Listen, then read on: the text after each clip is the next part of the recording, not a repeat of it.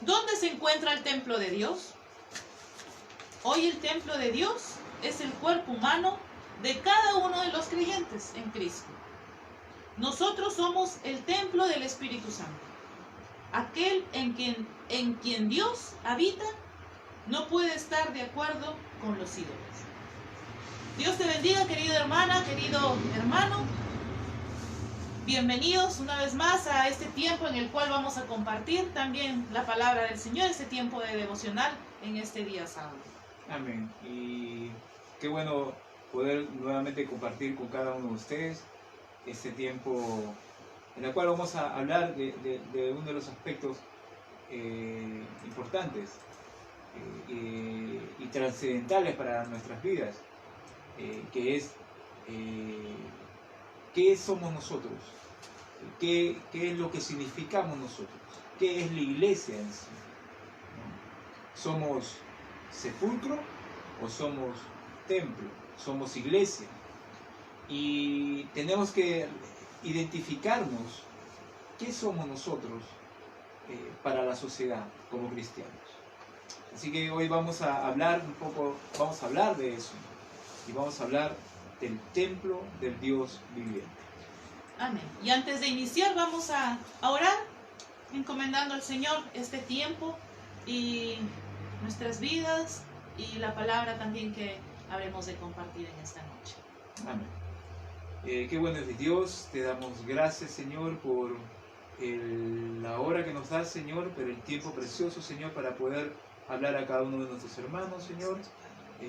Ayúdanos, Señor, a poder aprender más de ti, Señor.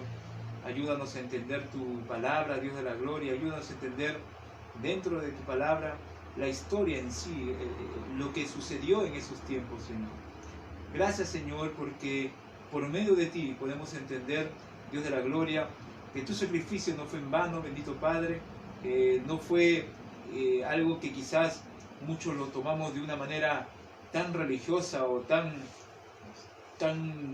frágil, pero nosotros, Señor, como hijos tuyos, lo tomamos con toda reverencia y con toda solemnidad y con todo amor y respeto, y honramos eso, Señor, y tenemos temor de eso también, del maravilloso sacrificio que hiciste por amor a cada uno de nosotros. Gracias, Señor. Sea usted con nosotros en el nombre de Jesús. Amén. Amén. En esta hora vamos también a tener un tiempo de alabanza, de adoración, para iniciar con este hermoso tiempo que tenemos de devocional, y vamos a decirle al Señor: mi Cristo, mi Rey.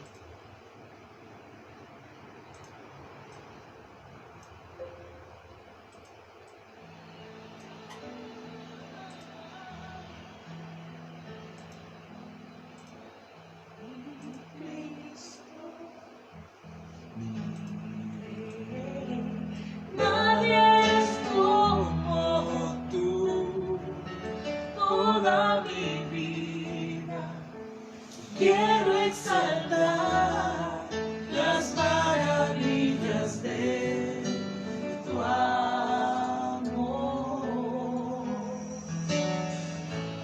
Consuelo, refugio, torre de fuerza y poder, todo mi ser, lo que yo soy. Nunca cesará.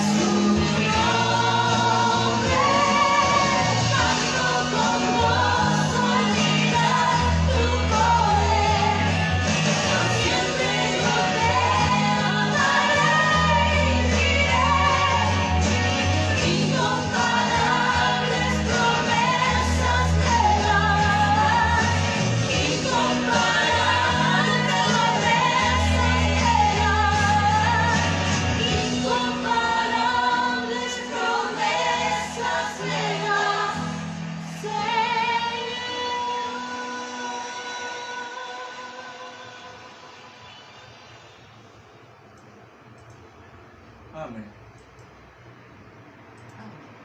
Vamos a tener un tiempo también para poder orar y dar algunas peticiones también.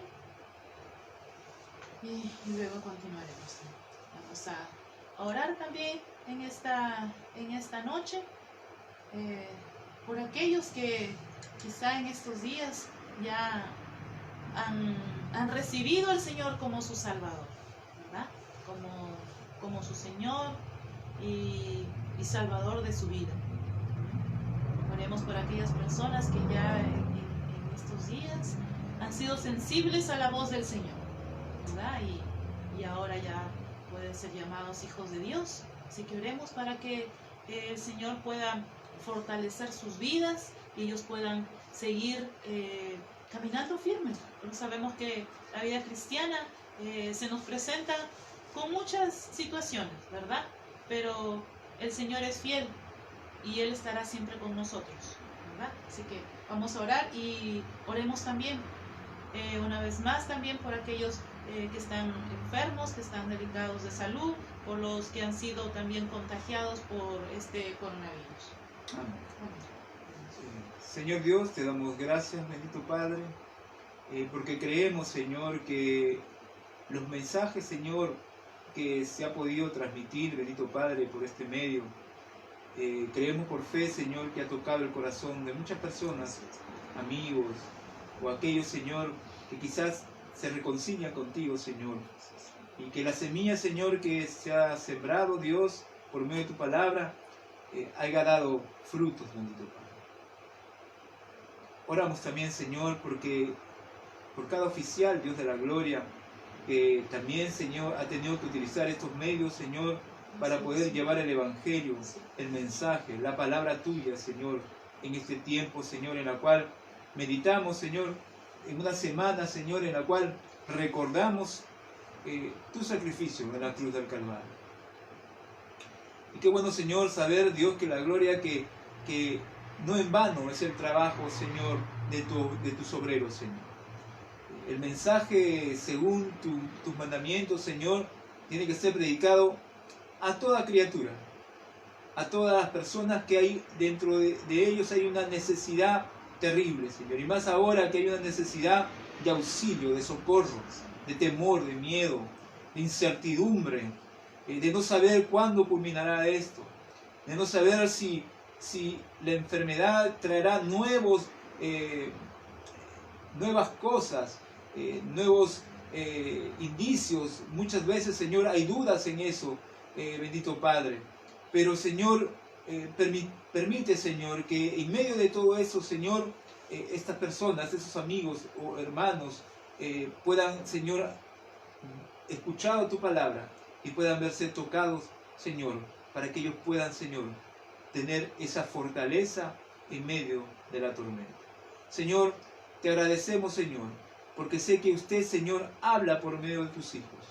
Te agradecemos, Señor, porque usted nos utiliza como instrumento, Señor, para poder hacer la obra que usted nos ha encomendado, bendito Dios. Gracias, Dios. Gracias por cada hermano, hermana, por cada familia que nos ven, Señor. Gracias, Señor, porque a pesar de las cosas que puedan pasar, bendito Padre, a pesar que quizás no tenemos experiencia, quizás de poder hablar hacia una cámara, Señor, pero nos da la valentía, Señor, y nos ayuda, Señor, a poder aprender y con el tiempo tener la experiencia, Señor, de podernos comunicar de esta manera.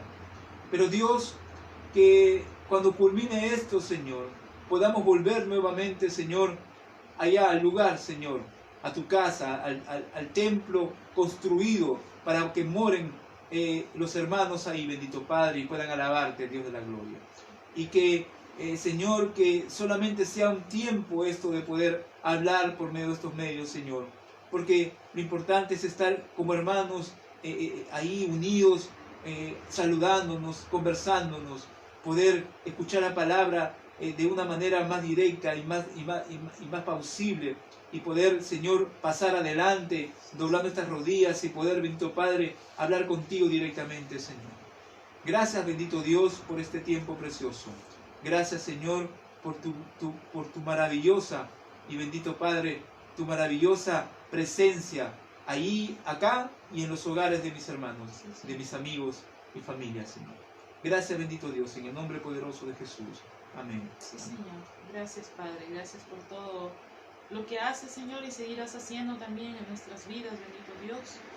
Y queremos, Señor, pedirte también una vez más, Señor, por aquellos que están en los hospitales, los enfermos, Señor, aquellos que han sido contagiados, bendito Dios, que este tiempo, Señor, de enfermedad también sea ese tiempo, Señor, en el cual puedan ponerse a meditar, recapacitar, Señor, de cómo está su vida, Señor, y el cambio que muchas veces cuesta hacerlo, pero que es necesario también, Señor.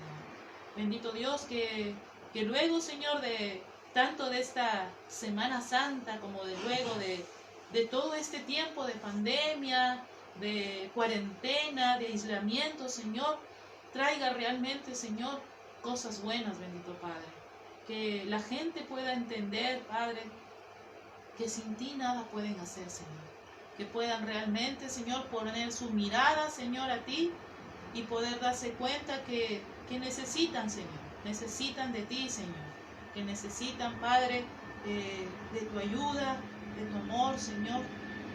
Que sin ti, Señor, es imposible, Señor, poder andar por la vida, Padre.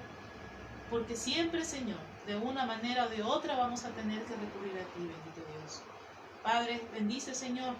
Ten misericordia también, Señor, de aquellos que no te conocen y están enfermos, están en una cama, en un hospital, Señor, o en su casa quizá, Padre. Te pedimos por ellos, Señor. Ten misericordia de cada una de estas vidas, Padre. Te lo pedimos, Señor, en el nombre de Jesús. Amén. Amén. Vamos a... Y una de las preguntas que uno se podría hacer es, ¿qué deseo ser? ¿Sepulcro o templo? ¿Verdad? Dos palabritas que tienen significados muy opuestos, digamos, ¿no? Porque si vemos lo que es un sepulcro, claro, significa muerte, ¿no es cierto? Claro, está relacionado con una tumba, con un algo lugar en donde frío. algo frío, en donde van a poner los restos de una persona que no tiene vida, ¿verdad? De algo que no tiene vida. Mientras que el templo viene a ser un lugar donde realmente hay vida. Habita ¿verdad? vida. Habita vida. Habita vida. ¿Verdad? Son preguntas que en esta noche queremos hacer, ¿no? Y vamos también a tener una lectura bíblica compartida como lo hemos venido haciendo en estos días. Vamos a tener nuestra lectura bíblica compartida. El cuerpo de los creyentes como un templo, nos dice. ¿No sabéis que sois templo de Dios y que el Espíritu de Dios habita en vosotros? Si alguno destruye el templo de Dios, Dios lo destruirá a él, porque el templo de Dios es santo, y eso es lo que vosotros sois. Esto lo puede encontrar en 1 Corintios capítulo 3, el verso 16 y 17. ¿No sabéis que vuestros cuerpos son miembros de Cristo? Es una pregunta. ¿No sabéis que vuestros cuerpos son miembros de Cristo? 1 Corintios 6, 15. No estéis unidos en yugo desigual con los incrédulos. Pues, ¿qué asociación tiene la justicia y la iniquidad? ¿O qué comunión la luz con las tinieblas? ¿O qué armonía tiene Cristo con Belial? ¿O qué tiene en común un creyente con un incrédulo? 2 Corintios capítulo 6, versos 14 y 15. Son preguntas. Así pues, ya no sois extraños ni extranjeros, sino que sois conciudadanos de los santos y sois de la familia de Dios, edificados sobre el fundamento de los apóstoles y profetas, siendo Cristo Jesús mismo la piedra angular, a quien todo el edificio bien ajustado va creciendo para ser un templo santo en el Señor. Efesios 2, 19, 21. También vosotros, como piedras vivas, sed edificados como casa espiritual, para un sacerdocio santo, para ofrecer sacrificios espirituales aceptables a Dios por medio de Jesucristo. Primera de Pedro, capítulo 2, verso 5. Hermosos versículos también de la palabra del Señor que nos llevan a ponernos a pensar, ¿verdad? ¿Qué somos? Vamos a... Sino que cuando leemos estos versículos, vemos que el Señor nos hace preguntas. O sea, es cuando uno va a dar un examen o tiene una evaluación, uno tiene que estudiar, ¿no es cierto?, para poder dar un buen examen para dar una buena respuesta en el examen. Entonces, el maestro nos dice que tenemos que estudiar, ¿no?, la materia que sea. Y nos dice que debemos estudiar porque tenemos una prueba en tal fecha. Y imagínense que no estudiemos o que no nos preparemos para ese examen o no nos preparemos para esa evaluación. Vamos a salir con una mala nota, ¿no es cierto?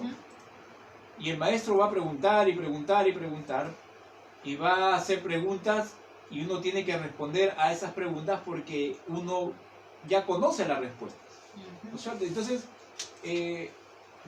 vemos que el Señor, tanto sus discípulos como el Señor, hacen preguntas. Cuando leemos en la carta tanto de 1 y 2 de Corintios, Pablo hace preguntas a la iglesia de Corintios, a la iglesia de Efesios, ¿no? Le hace preguntas porque la iglesia tiene que saber las respuestas a esas preguntas. Cuando dice, ¿no sabéis que vuestro cuerpo son miembros de Cristo? O sea, cuando hacemos algo que sale del contexto de nuestra vida cristiana, cuando hacemos algo que no está dentro de lo que lo que el Señor nos ha enseñado, entonces es como llamarle la atención y decir, ¿que no sabes que eres un hijo de Dios? Pablo dice, ¿no sabéis que vuestro cuerpo son miembros de Cristo? O sea, muchas veces hacemos con el templo del Señor, por eso estamos hablando del templo del Señor. Nosotros como templo del Señor tenemos que saber qué cosas tienen que qué cosas tienen que ingresar dentro de nosotros, qué cosas tienen que penetrar dentro de nosotros, qué cosas tienen que vivir, habitar dentro de nosotros, que no dañe al Jesús que vive en nosotros. Porque somos templo del Espíritu Santo, o sea, el Espíritu Santo vive en nosotros. Y cuando Pablo pregunta esto, es porque nos está llamando la atención, os llama la atención a la iglesia, que no saben ustedes que son miembros de Cristo, son templo del Señor, son la iglesia de Cristo. Porque a veces hacemos cosas que dañan al Espíritu que vive en nosotros. Por eso el Señor, cuando nos invita a seguirle y nosotros lo aceptamos, el Espíritu Santo mora en nosotros. O sea, el mismo Dios viene a morar en nuestras vidas. Eso quiere decir que el mismo Dios, y si vamos al Antiguo Testamento, Dios habitaba en el templo, en el tabernáculo. Ahí, en el lugar en el cual había sido levantado, porque Dios quería vivir con su pueblo, dice en el libro de Éxodo. El Señor quería vivir con su pueblo, por eso le dice a Moisés que levante un tabernáculo para habitar junto con su pueblo. Es igual, nosotros como tabernáculo, templo, iglesia del Señor, tenemos que prepararnos para las preguntas que el Señor nos hace porque Él habita en nosotros. Y a veces cuando dañamos la iglesia, cuando dañamos el templo del Señor, estamos ingresando, como dice la palabra del Señor, está entrando cosas que no deben entrar en nuestras vidas, ¿no? Cosas que dañan o infectan nuestras vidas. Por eso dice, ¿no sabéis que sois templo del Espíritu Santo? Que Dios habita en nosotros. Si alguno destruye el templo de Dios, Dios lo destruirá a él, porque el templo de Dios es santo, y eso es lo que vosotros sois. O sea, el Señor dice que Él destruirá. Dios no va a mandar un rayo para destruirnos, ¿no es cierto? No va a hacer eso. sino que el templo lo vamos destruyendo nosotros mismos. Y Dios va a permitir que se vaya destruyendo. Pero dice el Señor, ¿no? En 1 Corintios 3, 16, 17 dice, porque el templo de Dios es santo, y eso es lo que vosotros sois. El templo de Dios, usted y yo somos templo del Señor, y tiene que estar santificado. Porque eso es lo que quiere el Señor en esta vida. Eso es lo que el Señor cree de nosotros y quiere de nosotros. Por eso Pablo dice, porque, y eso es lo que vosotros sois, templo. O sea, tenemos que tener en nuestra mente, en nuestro corazón, entender quiénes somos nosotros para el Señor. Por eso, la pregunta es, ¿somos sepulcro o somos templo? Esa es la pregunta. Esa es la pregunta. Esa es la pregunta, sí. Y yo también me pregunto, o sea, yo también me pregunto, Es la pregunta que mis nos oraciones lleva te digo, me pregunto. a meditar, ¿verdad? Exacto. Así es. Vamos a entonar un canto y luego estaremos escuchando ya el mensaje, la Amén. reflexión.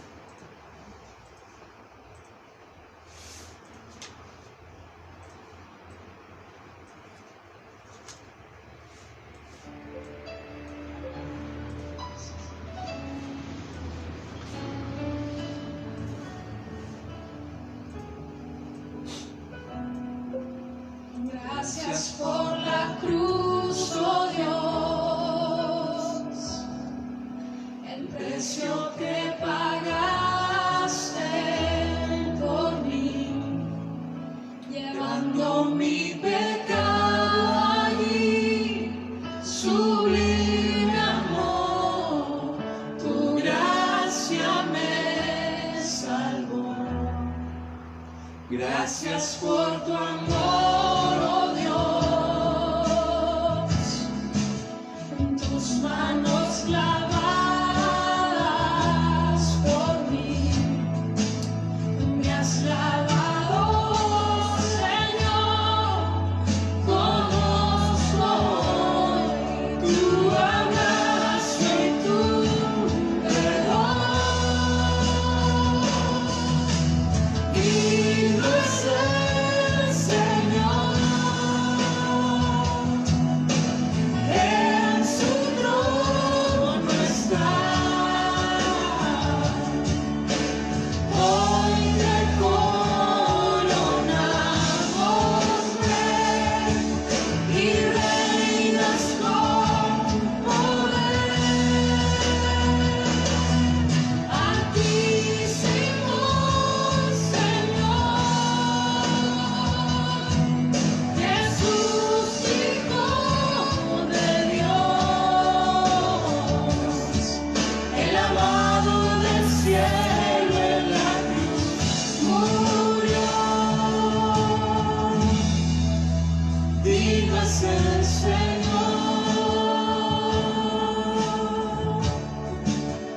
digno es el Señor. Gracias por la cruz, oh Dios, el precio que pagaste por mí, llevando mi pecado allí, sublime amor, tu gracia me salvó. Gracias por tu amor, oh Dios, Gracias, Señor. en tus manos clavadas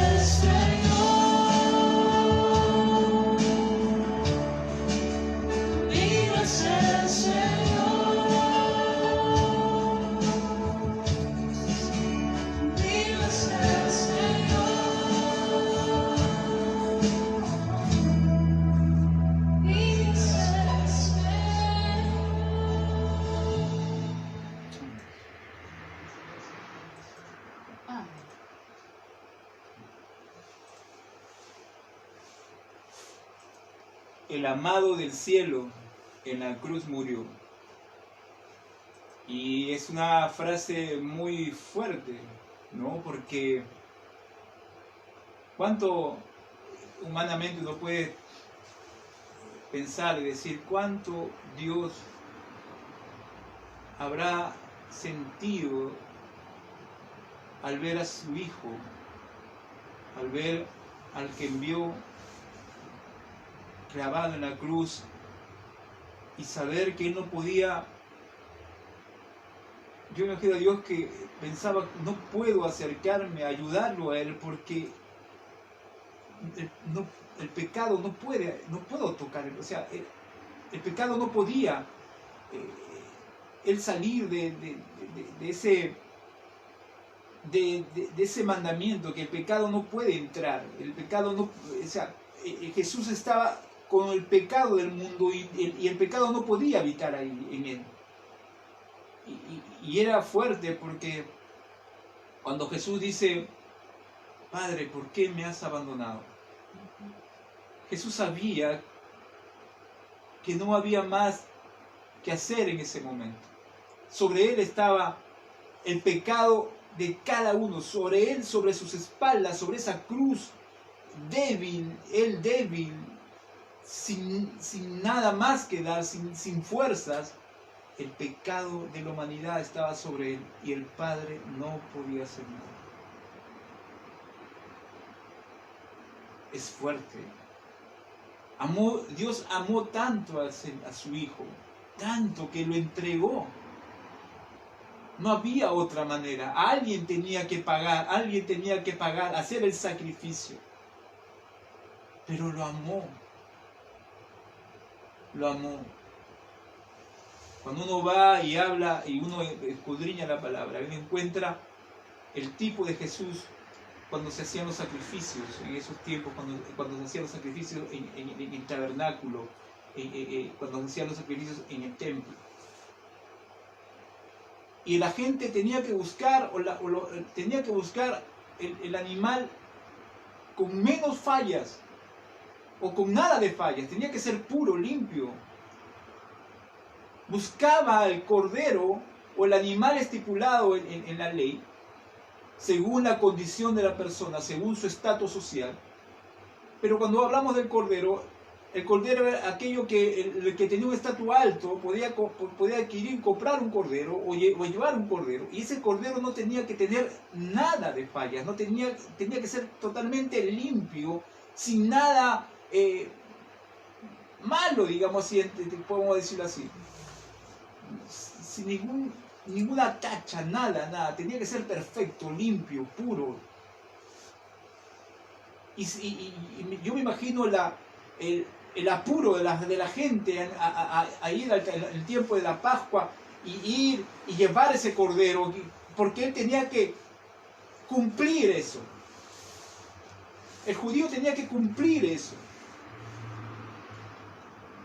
Y lo llevaba al sacerdote, y el sacerdote hacía como el mediador entre el pecado y el cordero, y sobreponer sus manos sobre el cordero y traspasar su pecado al cordero, y el cordero era el que tenía que ser sacrificado.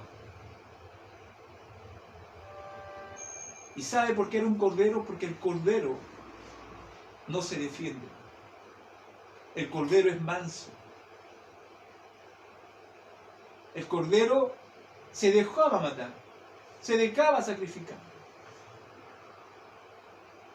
Pero era solamente momentáneo, porque una vez que él cumplía el rito de esa traslación entre el hombre, el pecado del hombre y el animal, él afuera hacía lo que hacía siempre. No había un arrepentimiento, solamente cumplía un rito, una fiesta, una religión. Por eso Dios mandó a su Hijo Jesucristo, para que todo aquel que en Él cree, dice la palabra, y cuando Él se presenta y habla a los primeros discípulos que tuvo, y mostró quién era Él delante de ellos, empezó el ministerio de aquel que hoy, por medio de quien usted y yo podemos tener la libertad de hablar de Él. Podemos entender su palabra y podemos entender el porqué de su sacrificio. Y lo otro, que nos volvemos morada del Espíritu, morada del Señor. O sea, en nosotros habita el Señor. Ya no hay suciedad en nosotros. Cuando Jesús le lava los pies a Pedro, y Pedro, el Señor, cuando se da cuenta, dice, lámame a los pies y todo mi cuerpo. Y Jesús dice, no, los pies, porque lo demás está limpio.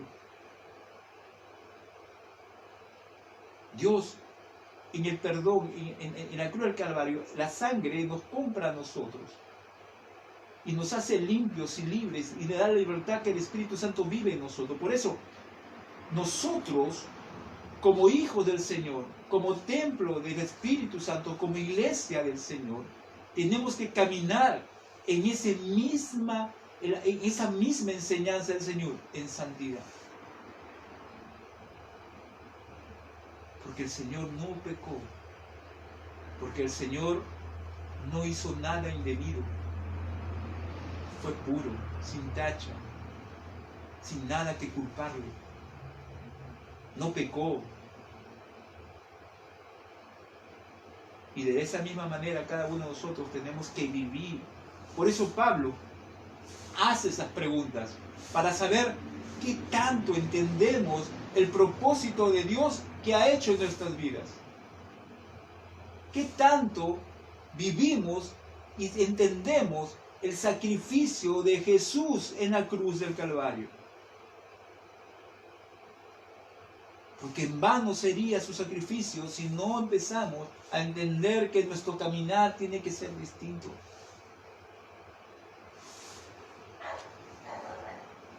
Cuando hablamos del templo del Señor, podemos recordar lo majestuoso que era el templo en Jerusalén en esos tiempos, en el tiempo antiguo de Israel. Y también por 1000 años era el centro de la vida religiosa judía.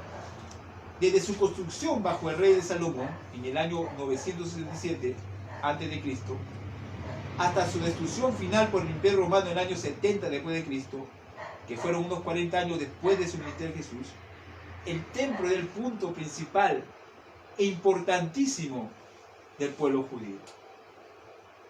Cuando vamos a las palabras de Jesús en Juan 4:20 al 23, dice: pero se acerca la hora y ha llegado ya en que los verdaderos adoradores rendan culto al Padre en espíritu y en verdad, porque así quiere el Padre que sean los que lo adoren. Miren, pero se acerca la hora y ha llegado ya en que los verdaderos adoradores rendirán culto al Padre en espíritu y en verdad. ¿Cómo rendimos culto al Señor? ¿De qué manera le rendimos culto al Señor? Así como aquel que cogía el cordero y lo llevaba al templo y cumplía el rito. ¿O somos adoradores que entendemos, que reconocemos que somos débiles si Jesús no vive en nosotros?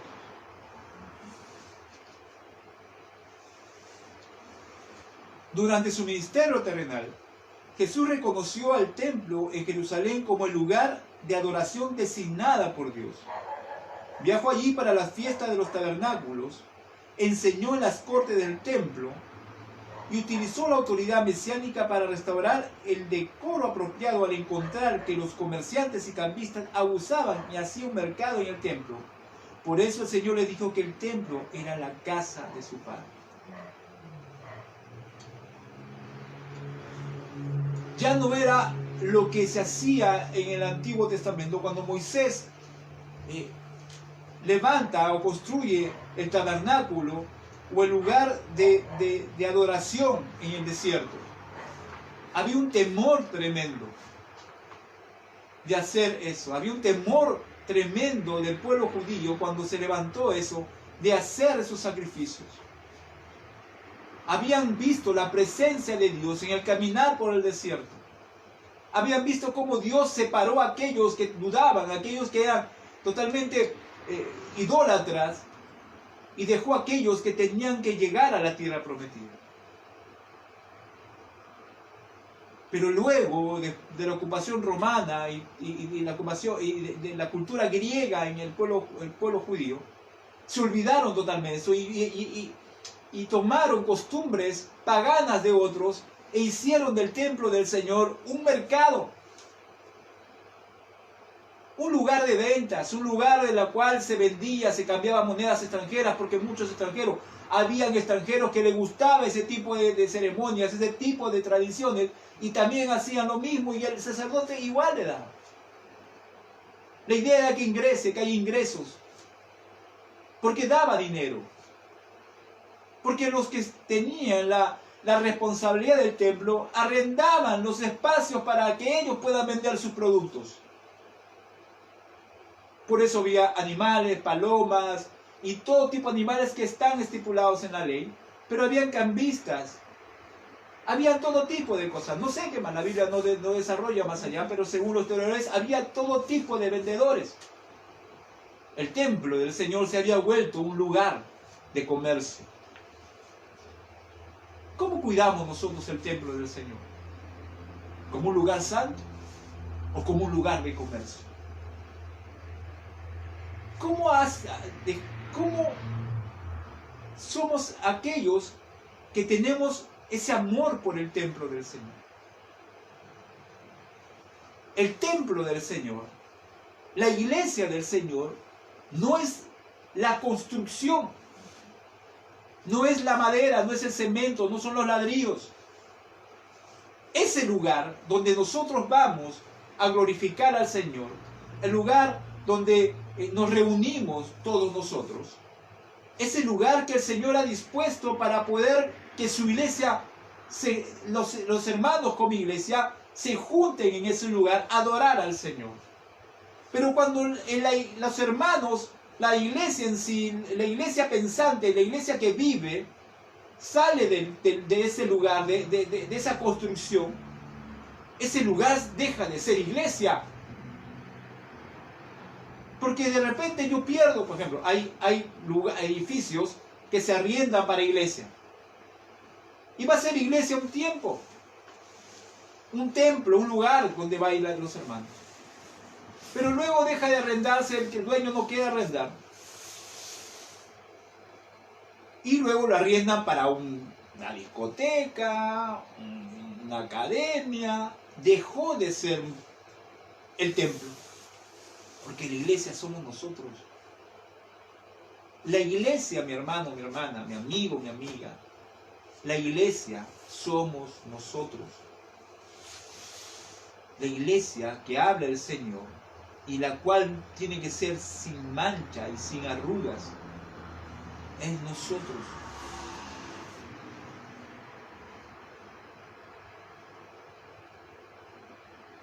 Por eso no había un temor en esos tiempos del lugar santísimo, el lugar, la casa de Dios. Por eso Jesús dice que esa era la casa de su Padre. Pero le habían hecho cueva de ladrones. Por eso dice que habrá, desde ese momento, habrá adoradores que adoren al Señor en espíritu y en verdad. Nosotros, como templo del Señor, somos los que tenemos que adorar al que habita en nosotros en espíritu y en verdad. ¿Cuál es la verdad? Su palabra es la verdad. El espíritu nos enseña, nos guía, nos alienta, nos dirige. Pero el espíritu no nos alienta y nos dice en los oídos. No, su palabra es la que habla hacia nosotros.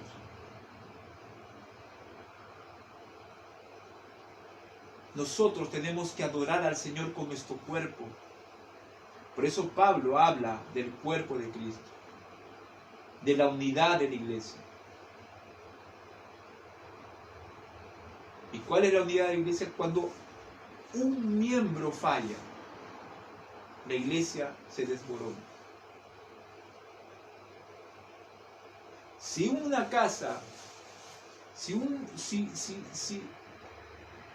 Si la iglesia, pensamos que la iglesia es la construcción, y si algo se rompe en ese lugar, lo reparamos. Pero con la iglesia alguien tropieza, falla, cae, la iglesia se desmorona.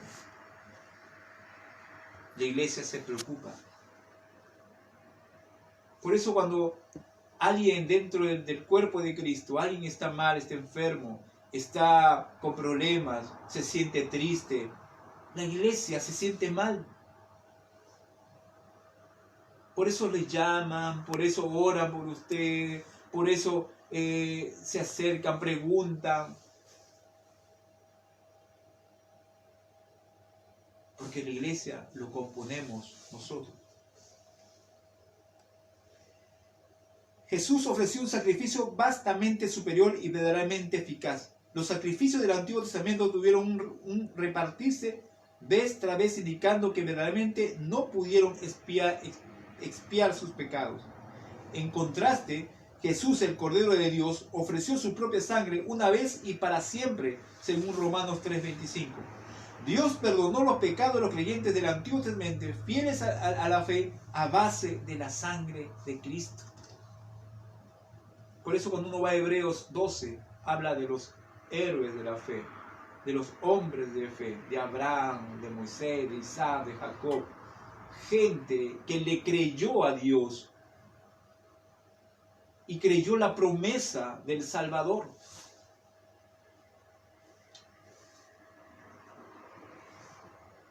Jesús ministra en un templo superior, el mismísimo santuario del cielo, del cual el templo de Jerusalén fue solo una réplica.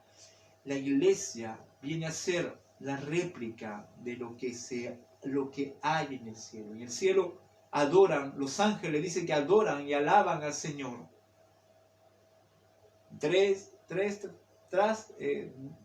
Invariablemente, no sé cómo explicar. Pero yo me imagino en el cielo los ángeles adorando al Señor, sin parar, sin quedar callado, adorando, obedeciendo. Yo me imagino de esa manera. Qué privilegio de los ángeles adorar a Dios. Su presencia impone adoración.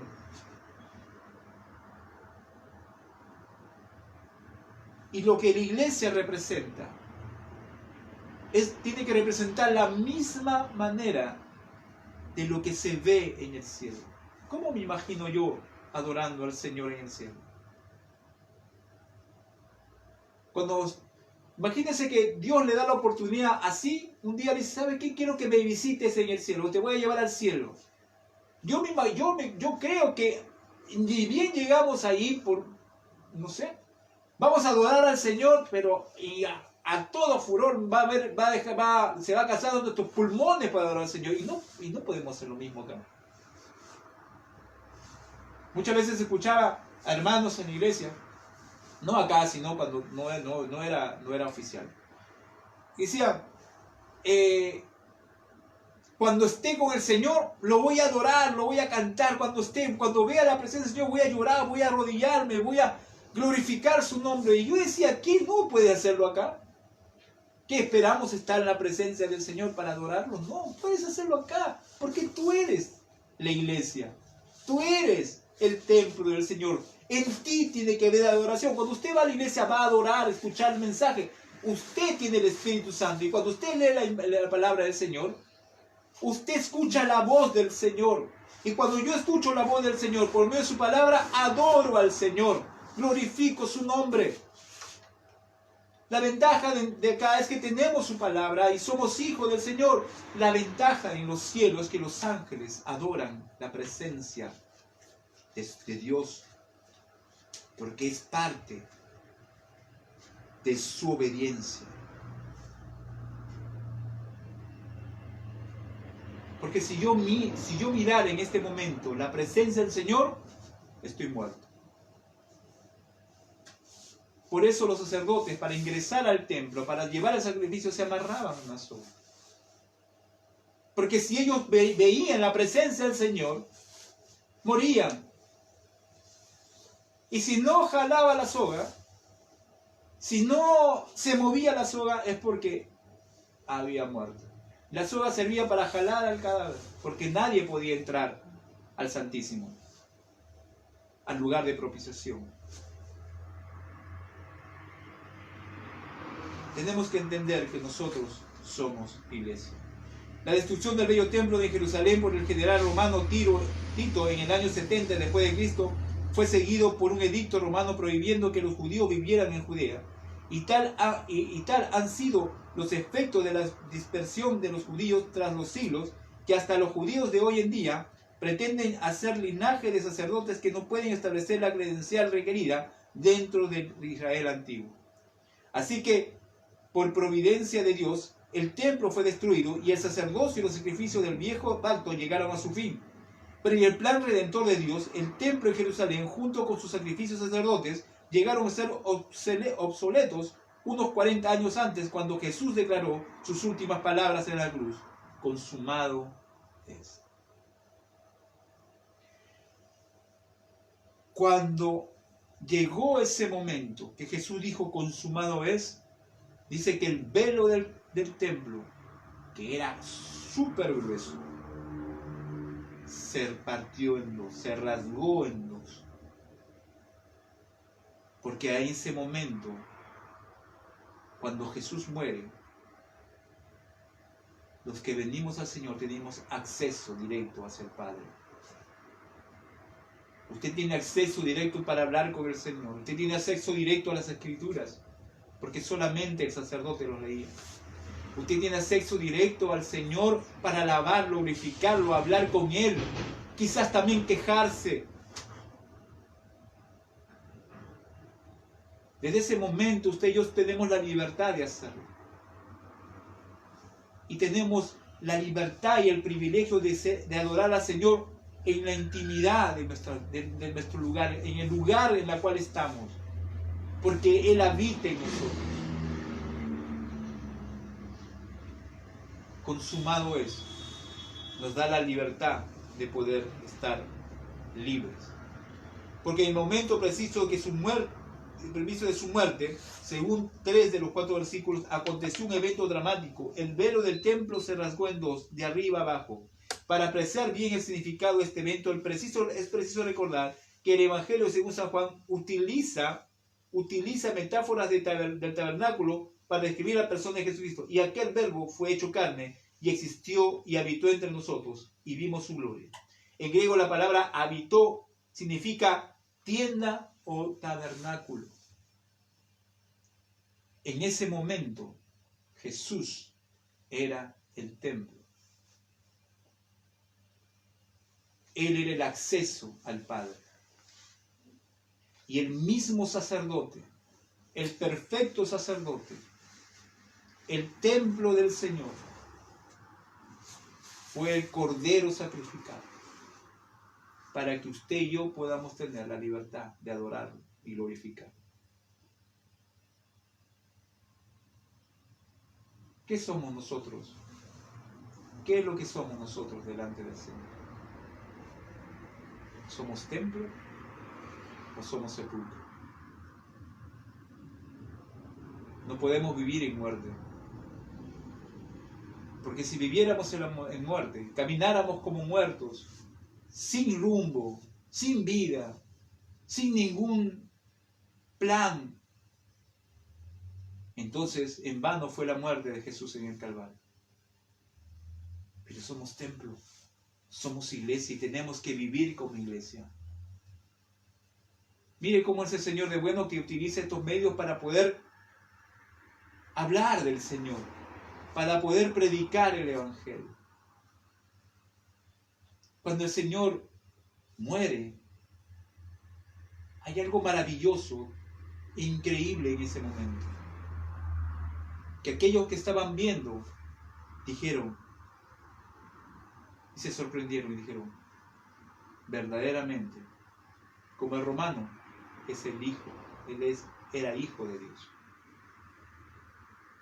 Yo no creo que solamente el romano haya dicho eso. Creo que todo lo que muchos y se admiraron de eso, cuando se oscureció el tiempo y hubo ese gran temblor, Creo que se dieron cuenta quién era el que estaba en la cruz del Calvario.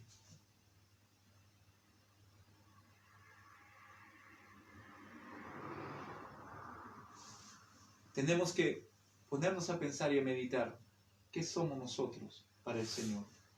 ¿Qué es lo que el Señor quiere de nosotros?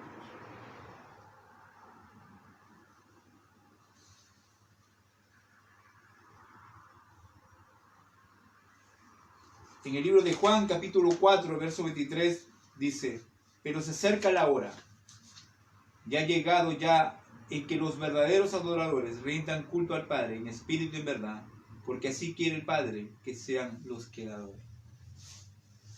Y el Padre quiere que usted y yo seamos de esa manera, que le adoremos en espíritu y en verdad. Y mi hermano, yo le animo, sí, le animo a que pueda usted meditar en este mensaje, en esta palabra. Meditemos cuál es nuestra condición como iglesia delante del Señor. ¿Cómo estamos llevando al Espíritu Santo en nuestras vidas? ¿Cómo alimentamos al Espíritu Santo? ¿Cómo alimentamos nuestra alma? ¿Cómo estamos caminando con el Señor?